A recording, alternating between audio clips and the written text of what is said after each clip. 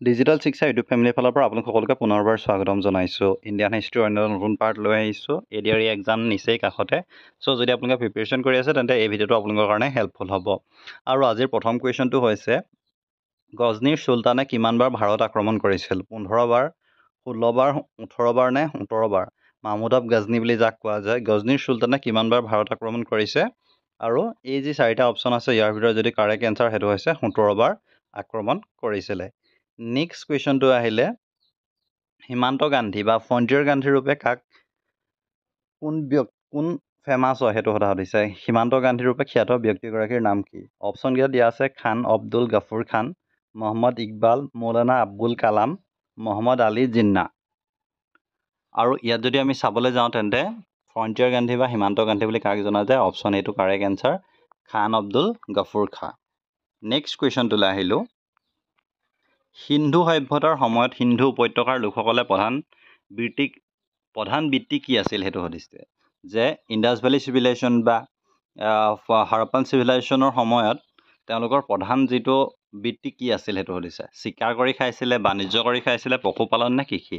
চ' বাণিজ্যটো সেইটো টাইমত হৈছিলে যদিও মানে তেনেকুৱা ধৰণৰ হোৱা নাই, কিন্তু বাকী চিকাৰ, পশুপালন আৰু কৃষিৰ ভিতৰত প্ৰধান কি আছিলে? ইণ্ডাছ ভেলী চিভিলাইজেশ্যন বা হাৰাপ্পান চিভিলাইজেশ্যনৰ মেইন সেইটো হৈছে এগ্ৰিকালচাৰৰ ওপৰত বেছি গুৰুত্ব দিছিলে। কৃষিটোৱে তেওঁলোকৰ মেইন চ'ৰ্চেছ আছিলে। নেক্সট কুৱেশ্যন আহিলে কোনগৰাকী মোগল সম্ৰাটে আগ্ৰাৰ পৰা দিল্লীলৈ তেওঁলোকৰ ৰাজধানী স্থানান্তৰিত কৰিছিলে? আমি গম পাওঁ যে যি মোগলসকলৰ ৰাজধানী কি আছিলে? আগ্ৰা। আগ্ৰাৰ পৰা কিন্তু অন্য এজনে দিল্লীলৈ স্থানান্তৰ কৰিছিলে। সেইজন কোন হয় সেইটো সুধিছে।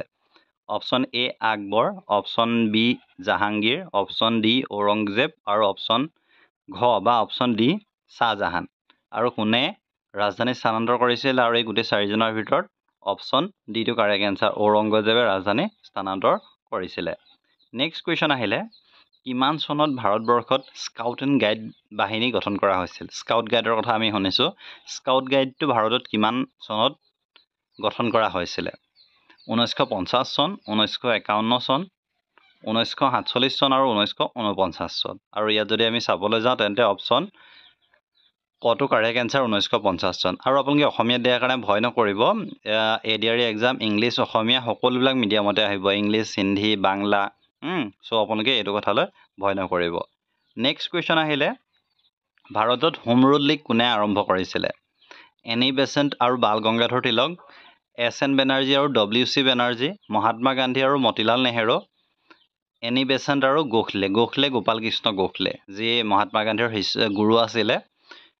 ভাৰতত যদি আমি চাবলৈ যাওঁ তেন্তে হোম ৰুল লীগ কোনে আৰম্ভ কৰিছিলে? আৰু এই গোটেই চাৰিটাৰ অপশ্যনৰ ভিতৰত ইয়াৰ যিটো কাৰেক্ট এনচাৰ হ'ব সেইটো হৈছে অপশ্যন এ এনি বেচেণ্ট আৰু বাল গংগাধৰ তিলকে ভাৰতত হোম ৰুল লীগ গঠন কৰিছিলে। নেক্সট কুৱেশ্যন আহিলে কোন বংশৰ ৰজাসকলক দেৱতাৰ পুত্ৰ বুলি আখ্যা দিয়া হৈছিল? কি আখ্যা দিয়া হৈছিলে? দেৱতাৰ পুত্ৰ বুলি। কুশানসকলক, অপশ্যন খ সকলক, চোলাসকলক নে মৌৰ্যসকলক? দেৱতাৰ পুত্ৰ বুলি কাক আখ্যা দিয়া হৈছিলে? অপশ্যনকেইটাৰ ভিতৰত কুশানসকলকে কোৱা হৈছিলে দেৱতাৰ পুত্ৰ।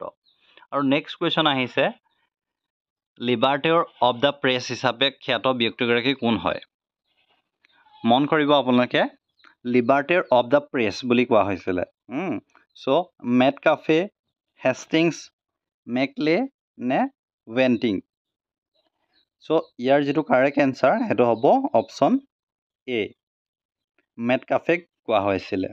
নেক্সট কুৱেশ্যন আহিলে দেশৰ শাসনকালত মোগল চিত্ৰকলা শীৰ্ষ পৰ্যায়ত উপনীত হৈছিলে। চ' যি আৰ্ট এণ্ড মোগল পিৰিয়ডত আৰ্ট এণ্ড কালচাৰটো একেবাৰে হায়েষ্ট পিক কাৰ শাসনকালত উপনীত হৈছিলে বা কাৰ শাসনকালত আৰ্ট এণ্ড কালচাৰটো আটাইতকৈ যিটো হায়েষ্ট লেভেলত উপনীত হৈছিলে? বাবৰ, আকবৰ, জাহাংগীৰ নে শ্বাহজাহান? আৰু এই চাৰিটা অপশ্যনৰ ভিতৰত ইয়াৰ যিটো কাৰেক্ট এনচাৰ সেইটো যদি হয় তেন্তে জাহাংগীৰৰ সময়তে আৰ্ট এণ্ড কালচাৰে একেবাৰে শীৰ্ষ পৰ্যায়ত উপনীত হৈছিলে। নেক্সট কুৱেশ্যন আহিলে তালিকটৰ যুদ্ধ কাৰ মাজত হৈছিল? চ' মন কৰিব কি যুদ্ধৰ কথা প্ৰায় আহে। আপোনালোকে গম পায় যে কেনেকুৱা ধৰণৰ যুদ্ধৰ কথা আহে। চ' ইয়াত যদি আমি চাওঁ পানীপথৰ যুদ্ধৰ কথা আহে, এংলো বাৰ্মিজ ৱাৰৰ কথা আহিব পাৰে, এংলো আফগান ৱাৰৰ আহিব পাৰে চ' সেইখিনি মনত ৰাখিব বা অসমৰ ক্ষেত্ৰত যদি চাবলৈ যাওঁ আপোনালোকে অসমত বহুতখিনি ৰণ আছে এই লতাকটা ৰণ পিছলা পৰিয়া ৰণ তেনেকুৱাবিলাক আপোনালোকে কুৱেশ্যনবিলাক চাবলৈ চেষ্টা কৰিব আৰু ইয়াত মেইন কথা কি হ'ল তালিকতৰ যুদ্ধ কাৰ কাৰ মাজত হৈছিল সেইটো সুধিছে মাৰাঠা আৰু ব্ৰিটিছৰ মাজত মোগল আৰু শ্বেহজাহছুৰীৰ মাজত ব্ৰিটিছ আৰু ফ্ৰান্সৰ মাজত নে বিজাপুৰ বিদৰ আহমদনগৰ গোলকুণ্ডা আৰু বিজয়নগৰৰ মিত্ৰগোষ্ঠীৰ মাজত আৰু ইয়াত যদি আমি চাবলৈ যাওঁ তেন্তে তালিকতৰ যুদ্ধ কাৰ কাৰ মাজত হৈছিলে ব্ৰিটিছ আৰু ফ্ৰান্সৰ মাজত হৈছিলে তালিকতৰ যুদ্ধ নেক্সট আহিলে তৰাইন জানো যে তৰাইনৰ প্ৰথম যুদ্ধ হৈছিলে দ্বিতীয় যুদ্ধ হৈছিলে এতিয়া আহিলে তৰাইনৰ দ্বিতীয় যুদ্ধ কাৰ কাৰ মাজত হৈছিলে সেইটো সুধিছে অপশ্যনকেইটা আছে মহম্মদ ঘুৰি আৰু ৰাণা প্ৰতাপ সিংহৰ মাজত ৰাণা প্ৰতাপ আৰু পৃথিৱীৰাজ চৌহানৰ মাজত মীৰ কাছিম আৰু পৃথিৱীৰাজ চৌহানৰ মাজত আৰু অপশ্যন ঘটো হৈছে মহম্মদ ঘুৰি আৰু পৃথিৱীৰাজ চৌহানৰ মাজত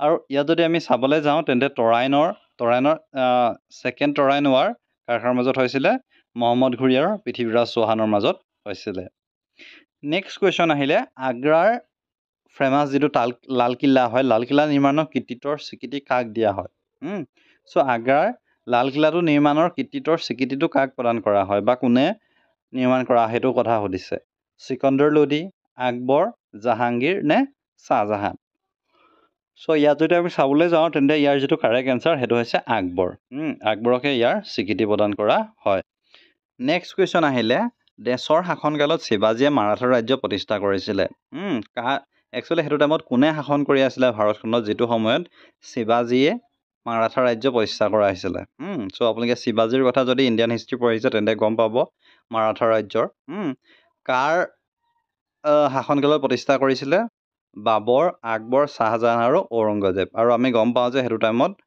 কোন আছিলে আৰু অপশ্যন 4টাৰ ভিতৰত ঔৰংগজেবে শাসন কৰি আছিলে নেক্সট কুৱেশ্যন আহিলে মোগল ৰাজ দৰবাৰত প্ৰচলিত কোনটো ভাষা একচুৱেলি মোগলসকলে কোনটো ভাষা তেওঁলোকৰ যি ৰাজপ্ৰসাদ বা ৰাজ দৰবাৰত ব্যৱহাৰ কৰিছিলে আৰবী পাৰ্চী উৰ্দু সংস্কৃত এই কুৱেশ্যনটো প্ৰায় অহা দেখা গৈছে যে মোগলসকলে তেওঁলোকে কোনটো ভাষা ব্যৱহাৰ কৰিছিলে আৰু এই যি অপশ্যনকেইটা আছে অপশ্যনকেইটাৰ ভিতৰত পাৰ্চী ভাষাটো তেওঁলোকে ব্যৱহাৰ কৰিছিলে নেক্সট কুৱেশ্যনটোলৈ আহিলে কোনগৰাকী ভাৰতীয় মুক্তিযোদ্ধাৰ জন্মদিনটো 23 জানুৱাৰী তাৰিখে পালন কৰা হয় চ' 23 জানুৱাৰীটো কিহৰ কাৰণে ফেমাছ হয় সেইটো সুধিছে নেতাজী সুভাষ চন্দ্ৰ বসু কাৰ জন্মদিন উমেশ চন্দ্ৰ বেনাৰ্জী আব্দুল কালাম আজাদৰ হীৰেন্দ্ৰনাথ বেনাৰ্জী আৰু এইটো আমি গম পাওঁ যে 23 জানুৱাৰীতে কাৰ জন্মদিন হয় নেতাজী সুভাষ চন্দ্ৰ বসুৰ জন্মদিন হয় নেক্সট কুৱেশ্যন আহিলে অশোকৰ কথা আহিছে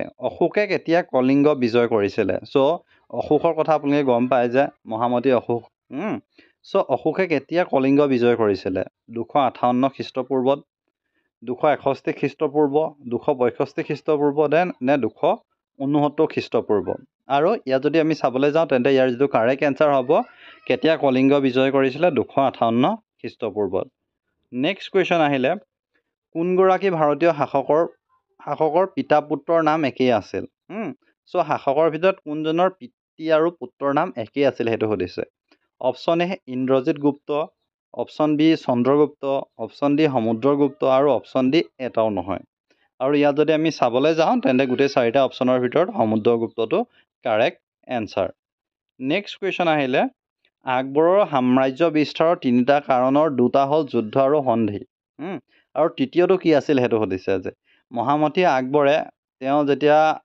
ৰাজ্যখন বা সাম্ৰাজ্য ভাৰতত যেতিয়া শাসন কৰি আছিলে তেওঁ যেতিয়া সাম্ৰাজ্য বিস্তাৰ কৰিছিলে তেওঁ 3টা কাৰণ আছিলে প্ৰথমটো হ'ল তেওঁ যুদ্ধ কৰি ৰাজ্য বিস্তাৰ কৰিছিলে দ্বিতীয়টো হৈছে সন্ধি কৰি আৰু তৃতীয়টো কি আছিল সেইটো সুধিছে বন্ধুত্ব ব্যৱসায় বিবাহ আৰু ধৰ্ম সম্প্ৰসাৰণ চ' ইয়াত আপোনালোকৰ কিছুমান অপশ্যন কাৰেক্ট লাগিব পাৰে কিন্তু ইয়াৰ যিটো কাৰেক্ট এনচাৰ সেইটো হৈছে বিবাহ আৰু আমি জানো যে সেইটো টাইমত কি হয় বিবাহৰ যোগেদিও অন্য এখন ৰাজ্যৰ লগত মিতিৰ বা সাম্ৰাজ্য স্থাপন কৰা হয় নেক্সট কুৱেশ্যন আহিলে মাৰ্গাৰেট এলিজাবেথক নবেল কোনে নিবেদিতা আখ্যা দিয়া হৈছে চ' একচুৱেলি এলিজাবেথৰ কথা আমি গম পাওঁ মাৰ্গাৰেট এলিজাবেথ নবেলক কোনে নিবেদিতা আখ্যা দিয়া হৈছিলে চ' আপোনালোকে হয়তো মনত আছে সৰুতে আমি পঢ়িছিলোঁ যে ভগিনী নিবেদিতা চ' তাত সেইটো কথা যদি আপোনালোকে মনত আছে হয়তো LP স্কুলত আছিলে সেইটো চ' তাৰ কথাই কৈছে যে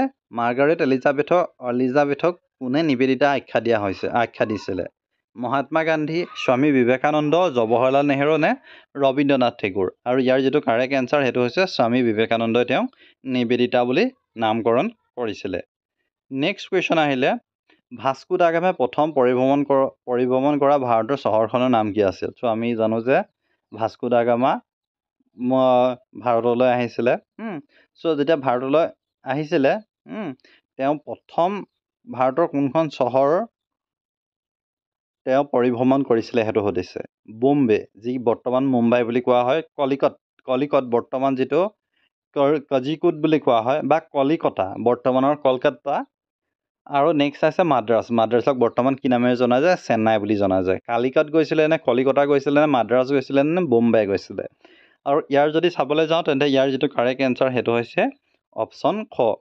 কালিকতটো ইয়াৰ correct answer so' next question আহিলে ব্ৰিটিছসকলক ভাৰতৰ পৰা বহিষ্কাৰ কৰিবলৈ কোনজন ভাৰতীয় ৰজাই নেপোলিয়ন বিচাৰিছিল চ' ইয়াত ব্ৰিটিছসকলক ভাৰতৰ পৰা বহিষ্কাৰ কৰিবলৈ কোনজন ৰজাই ইয়াত অপশ্যন দিয়া আছে ঝান্সীৰ ৰাণী জয়সিংহ শিৱাজী নে টিপু চুলতান আৰু ইয়াত যদি আমি চাবলৈ যাওঁ তেন্তে টিপু চুলতানটো ইয়াৰ কাৰেক্ট এনচাৰ নেক্সট কুৱেশ্যন আহিলে কোনবিধ সামগ্ৰীৰ আৱিষ্কাৰে প্ৰাক ঐতিহাসিক যুগৰ অৱসান সূচায় প্ৰাক ঐতিহাসিক যুগটো যে অৱসান ঘটিছে তাৰ বিষয়ে আমি কোনটো সামগ্ৰীৰ আৱিষ্কাৰে গম পাম সেইটো সুধিছে কাগজ লিখন সঁজুলি ছপাশাল নে টাইপ মেচিন আৰু ইয়াৰ যিটো কাৰেক্ট এনচাৰ সেইটো হৈছে অপশ্যন খ লিখন সঁজুলি নেক্সট কুৱেশ্যন